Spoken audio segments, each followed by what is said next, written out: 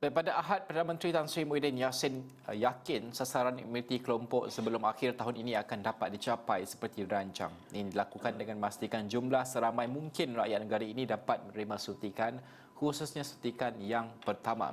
Justru usaha kerajaan untuk membentuk imuniti kelompok itu kini dipertingkatkan, khususnya meningkatkan kesedaran dalam kalangan penduduk di luar bandar mengenai kepentingan untuk mendapatkan vaksin dalam usaha menjayakan imuniti kelompok itu.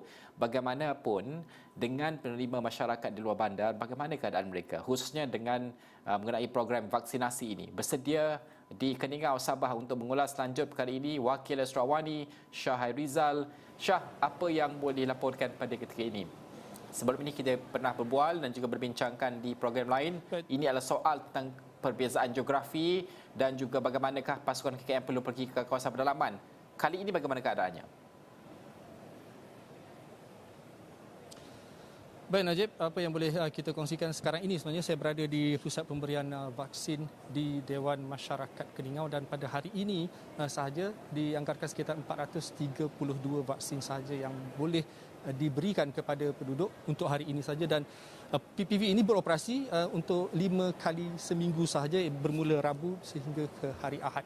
Dan pastinya untuk proses pemberian vaksin ini mengalami kesukaran di sekitar kawasan pedalaman kerana kalau nak diikutkan, Najib, peruntukan vaksin itu melebihi daripada jumlah penduduk yang berada di 4 daerah, iaitu kalau ikutkan pejabat kesihatan kawasan Keningau ini merangkumi juga daerah Nabawan, Tenom dan juga Tambunan, termasuklah di Keningau sendiri lebih daripada 200,000 penduduk, dan vaksin juga melebihi daripada angka penduduk tersebut sebenarnya.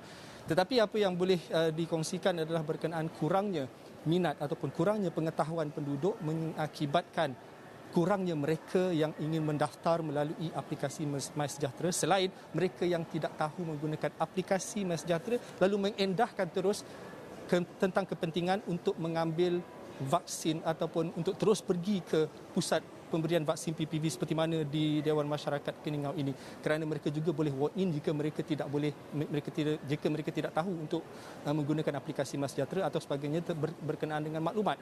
Tapi apa yang boleh saya kongsikan juga pada sebelah pagi tadi, Najib, sebenarnya saya dan jurukamera Alexion Marin sempat untuk meninjau di kawasan pedalaman di Keningau ini, khususnya bertemu dengan ketua-ketua kampung, JKKK dan juga MPKK untuk bertanya sendiri bagaimana proses tersebut. Kerana kalau kita lihat yang keluar masuk di Dewan Masyarakat ini sejak daripada minggu lalu kita telah berada di sini, apa yang kita dapat lihat adalah mereka-mereka yang diberi keutamaan dulu adalah merupakan frontliners dan juga golongan pendidikan, warga emas dan juga mereka yang bekerja ataupun bertugas di rumah-rumah ibadat, tetapi tidak kepada kampung-kampung tersebut. Jadi apa yang menjadi tanya-tanya adalah kenapakah mereka ini tidak mahu mendaftar dan kenapakah mereka ini tidak ingin untuk mendaftar.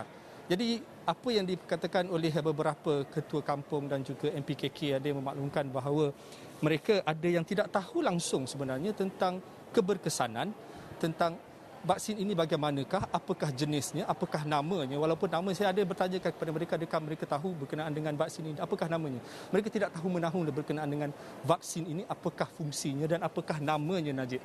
Jadi ada juga yang sebenarnya berkongsi berkenaan dengan mereka sebenarnya tidak mahu langsung untuk mengambil vaksin ini kerana mereka telah melihat di aplikasi WhatsApp ini ada sesuatu yang menimbulkan rasa ketakutan dalam diri mereka, dan ini juga dikongsikan oleh salah seorang ketua kampung yang sempat kami temu bual pada sebelah pagi tadi. Kita dengar. Masalah diorang ini saya rasa macam diorang ternampak-nampak lah di macam di WhatsApp tentang tahu lah yang siapa punya kerja begitu benda ini yang kasih takut-takut orang kampung. Jadi bila diorang ternampak, jadi diorang pun macam terasa takut juga ini benda ini. Jadi saya rasa kalau boleh WhatsApp macam begini karena dihentikan lah. Sebab saya sendiri pun saya sudah kena vaksin pertama, tiada pun apa-apa masalah yang saya rasa.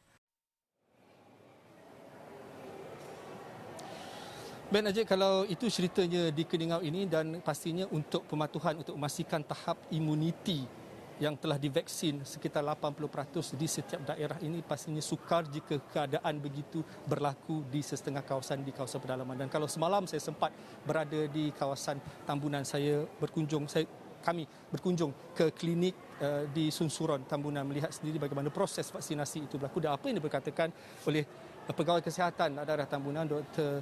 Evelyn mengatakan bahawa mereka perlu sekurang-kurangnya untuk memvaksinasikan penduduk sekitar 18,000 penduduk untuk di Tambunan saja. Tetapi hingga ke saat ini sebenarnya, hingga semalam hanya terdapat 5,000 maklumat ataupun individu yang bersetuju untuk menerima vaksin ini. Jadi ini mungkin sesuatu kerja yang perlu kerja gigih, kerja kuat lagi sebenarnya perlu dilakukan oleh barisan hadapan kita dan juga pihak berkuasa, kerana ada gesaan-gesaan daripada ketua-ketua kampung, MPKK dan sebagainya. Mereka mahu sebenarnya, kerana kita kena faham bahawa di kalangan penduduk ini ada yang kurang pendapatan, ada yang tidak punya pengangkutan. Jadi mungkin perlu diwujudkan lebih banyak klinik bergerak ataupun vaksin, mobile vaksin ini, vaksin bergerak ini seperti mana yang telah diinisiatifkan atau yang telah dimulakan di daerah Tenom sebelum ini dan bakal dimulakan di daerah Tambunan dan perlu diperbanyakkan lagi khususnya di kawasan Keningau dan juga di Nabawan. Najib. Okey, terima kasih Syah atas laporan tersebut dan kita akan terus membincangkan perkara ini. Kita akan pastikan bahawa pihak-pihak berkuasa yang menjalankan tugas mereka mendengar keluh kesah ini dan bagaimana untuk kita sampaikan vaksin ini, kerana pada akhirnya menghalang vaksin itu diterima oleh rakyat adalah kesukaran mereka untuk mendapatkan vaksin tersebut, bukannya sikap mereka yang anti vaksin.